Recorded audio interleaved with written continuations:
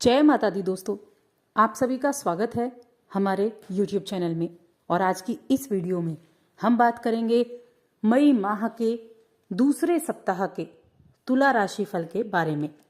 तुला राशि के लोगों के लिए 8 मई से 14 मई तक का समय कैसा रहेगा, इन 7 दिनों में ग्रहों की स्थिति क्या होगी, नक्षत्र क्या होंगे, योग क्या बनेंगे, कौन सा ग्रह राशि बदलेगा, आपके किस भाव में किस ग्रह का परिवर्तन होगा, किन ग्रहों की युति साथ में होगी और उनका जो प्रभाव है वो आपकी दिनचर्या पर किस तरह से होगा, जानेंगे सब कुछ विस्तार से। इसीलिए वीडियो को लास्ट तक देखें। चैनल पर पहली बार आए हैं तो सब्सक्राइब भी कर लें और जुड़ जाएं हमारे चैनल के साथ। यहाँ आपको समय समय पर सभी जानकारियां मिलती रहती हैं। तो हम बात कर रहे हैं 8 मई से 14 मई तक के तुला राशि फल के बारे में। और इन 7 दिनों में अगर हम चंद्रमा की स्थिति देखें कि चंद्रमा किस भाव से गोचर करके कहाँ तक जाएगा, तो चंद्रमा वृश्चिक राशि से कुंभ राशि तक गोचर करेंगे। वृश्चिक, धनु, मकर, कुंभ, इन 4 भावों में चंद्रमा सक्रिय रहेंगे। इसके अलावा जो इस सप्ताह की शुरुआत होगी वो कृष्ण पक्ष की द्वितीया तिथि से होगी। ये बैसाख मास शुरू हो गया है, ज्येष्ठ मास, और जो 10वीं तिथि तक ये सप्ताह रहेगा। इस दौरान 2 ग्रहों का राशि परिवर्तन भी है। एक तो 10 मई के दिन मंगल का राशि परिवर्तन है। मंगल जो अपनी नीच राशि में प्रवेश करेंगे, चंद्र की राशि कर्क राशि में उनका प्रवेश होगा। दूसरा बुध का है। बुध अभी मेष राशि में है लेकिन अस्त अवस्था में विराजमान थे और अब इसी दिन 10 मई के दिन बुध जो है वो उदय हो जाएंगे, अपने पूर्ण प्रभाव देना शुरू कर देंगे। तो कुछ इस तरह से इन ग्रहों की युति होगी। इसके अलावा गजकेसरी योग बनेगा, सर्वार्थ सिद्धि योग बनेगा, सिद्धि योग भी बनेगा इस सप्ताह में। इन योगों का प्रभाव भी आपको देखने को मिलेगा। तो चलिए विस्तार से जान लेते हैं कि क्या क्या आपको लाभ होगा, कहाँ कहाँ आपको सावधानी रखनी है, किन चीज़ों से ज़्यादा लाभ की प्राप्ति आपको हो सकती है। तो मैं सप्ताह की बात कर रही हूँ और सप्ताह की शुरुआत आपकी द्वितीय भाव में चंद्रमा की स्थिति के साथ है। द्वितीय भाव के चंद्रमा रहेंगे जहाँ जो धन का भाव होता है। तो यहाँ चंद्रमा की स्थिति आपके लिए अच्छी बनी हुई है। आपको जो सप्ताह की शुरुआत होने वाली है वो काफ़ी अच्छी होगी। ये जो समय होगा, ये जो सप्ताह होगा, ये तुला राशि के लोगों के लिए चिंताओं की समाप्ति का समय होगा। आपके मन में जिस तरह की चिंताएं चल रही थीं वो सभी चिंताएं आपकी दूर हो जाएंगी। इसके अलावा आपको नए कार्य प्राप्त होंगे। इनकम के स्रोतों में वृद्धि होने वाली है, यानी एक से ज़्यादा आपके इनकम के सोर्स हो सकते हैं। कहीं से छोटी मोटी इनकम का आप काम करते हैं तो वह उसके ज़रिए आपको पैसा मिल सकता है, या आप किसी भी काम से जुड़े हुए हैं जहां से आपकी उम्मीद हो पैसा आने की, वहां से आपको पैसा प्राप्त होगा और आप अपने कठिन से कठिन लक्ष्य को भी साधने में सफलता हासिल करेंगे। आपके जो विरोधी हैं वो भी इस सप्ताह में आपके पक्ष में रहेंगे। विरोधियों से आपको डरने की कोई आवश्यकता नहीं होगी। विवादित स्थिति चल रही थी, किसी तरह के विवाद चल रहे थे, तो उसमें भी विवाद में आपका पक्ष जो है वो मजबूत रहेगा। यानी आपको जो कार्य है ना वो बिना डरे कार्य करने होंगे। आपके पक्ष में स्थितियां रहेंगी, बिना डरे फुल कॉन्फिडेंस के साथ आपको चीज़ों की तरफ ध्यान देना होगा।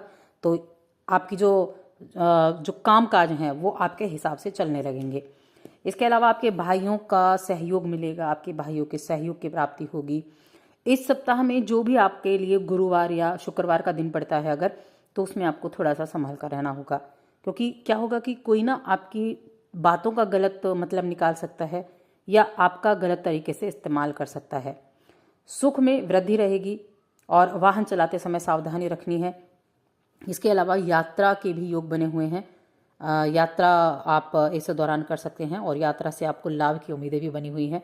अगर आप कामकाजी यात्रा करते हैं, कामकाज के सिलसिले में आप जाते हैं, तो वहाँ से आपके लिए अच्छी स्थितियाँ बनती हुई दिखाई दे रही हैं। अब देखिए चंद्रमा, शुक्र की मैं बात करूं, शुक्र आपकी राशि के स्वामी हैं और वो मंगल के साथ युति कर रहे हैं इस सप्ताह की शुरुआत से ही। तो ये मंगल और चंद्र की युति है, ये कुछ मामलों के लिए आपके लिए बहुत अच्छी है। मिथुन राशि के चंद्रमा है तो उत्तम रिजल्ट देंगे, लेकिन फिर भी आपको अगर किसी बात को लेकर क्रोध होता है तो उस पर आपको नियंत्रण रखकर चलना होगा, वरना स्थितियाँ कई बार क्या होता है आपके काम से आपके हाथ से आपका काम निकल सकता है। इसके अलावा 10 मई को मंगल का राशि परिवर्तन हो जाएगा। मंगल अपनी नीच राशि कर्क राशि में विराजमान होंगे और तुला राशि के लोगों के लिए मंगल का ये गोचर कई मायनों में विशेष भी रहेगा। कर्क राशि में अपनी नीच राशि में है, लेकिन तुला राशि के लोगों को स्वास्थ्य का तो ध्यान रखना है। बाकी जमीन जायदाद से लाभ की उम्मीदें बनेंगी।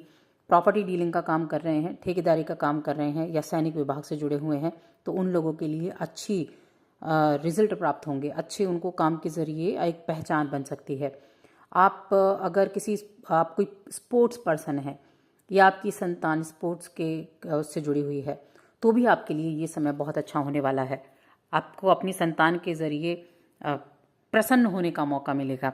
आपकी संतान के जरिए खुशी आने का योग बना हुआ है आपके घर परिवार में। अब मैं अगर प्रेम जीवन की बात करूं तो प्रेम जीवन के मामले में समय अच्छा है, ठीक ठाक समय रहेगा। मध्य में थोड़ा सा ध्यान रख सकते हैं, लेकिन शुरुआत जो होगी सप्ताह की वो काफ़ी अच्छे तरीके से होगी। आपका जो दाम्पत्य जीवन है वो भी आपका अच्छा रहेगा। दाम्पत्य जीवन में ऐसी कोई परेशानी नहीं दिख रही है, बल्कि जीवन साथी के साथ आपका बॉन्ड अच्छा रहेगा। जिन लोगों की अभी शादी हुई है उनके लिए बहुत ही ज़्यादा अच्छा ये सप्ताह रहने वाला है। आपके लिए ये सप्ताह मैं कह सकती हूँ ऐसा रहेगा जो आपके लिए यादगार बनेगा। ऐसा सप्ताह आपके लिए रह सकता है। अब अगर इस राशि के हम बुजुर्गों की बात करें जो 60 अबव हैं उनकी मैं बात करूं तो उनके लिए बहुत ही ज़्यादा यात्रा का योग है। किसी धार्मिक यात्रा पर जा सकते हैं या फिर दोस्तों के साथ किसी फुल एंजॉयमेंट के लिए आप जा सकते हैं, जो आपके लिए एक अच्छी यादों को बनाने का समय हो सकता है। तो बाहर निकलें, घूमने फिरने का कार्य करें। जो आपके पसंदीदा कार्य हैं उन कार्यों को करने का आप काम कर सकते हैं, जो आपको हिम्मत भी देंगे, एनर्जी भी देंगे और नई चीज़ों को सीखने की आपके अंदर एक जज्बा भी देंगे। तो इन चीज़ों का ज़रूर ध्यान रखें। अविवाहित जातकों के लिए अभी थोड़ा सा इंतज़ार करना होगा विवाह के लिए, लेकिन जो प्रेम विवाह करना चाहते हैं उनके लिए मैं कहूँगी समय बहुत अच्छा है। उनको आगे बढ़ने का मौका मिलेगा। उनके लिए विवाह के योग बन रहे हैं कि आप अगर अपने घर परिवार में इस दौरान इस सप्ताह में बातें शुरू कर सकते हैं अपने प्रेम विवाह के बारे में, तो आपकी बातों को मंजूरी मिल सकती है। तो उनके लिए बहुत अच्छा है ये सप्ताह रहने वाला है।